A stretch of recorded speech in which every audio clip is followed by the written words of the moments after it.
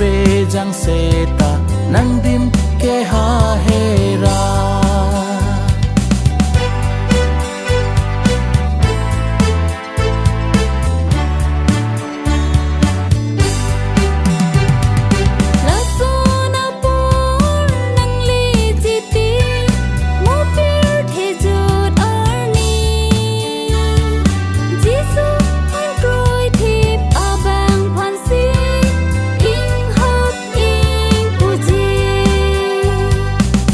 Son apor nang le jiti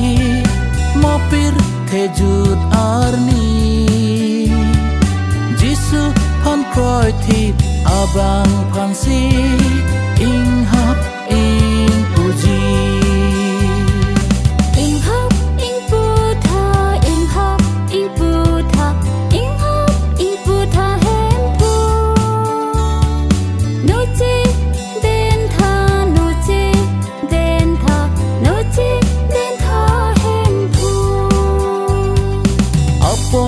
avelo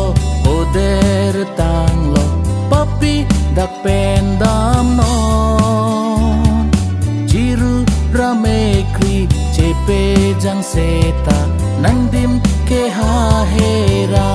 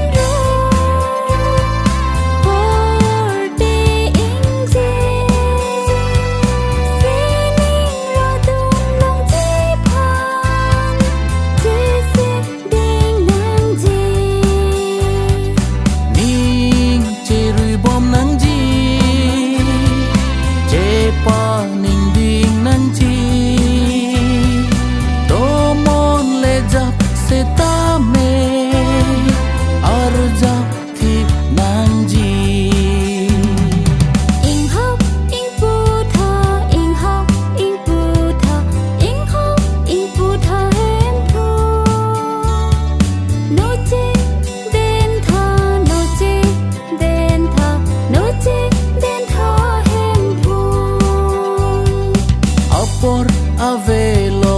oder tanglo papi dak pendam non jiru rame kri chepe jang seta nang dim ke ha hera jiru rame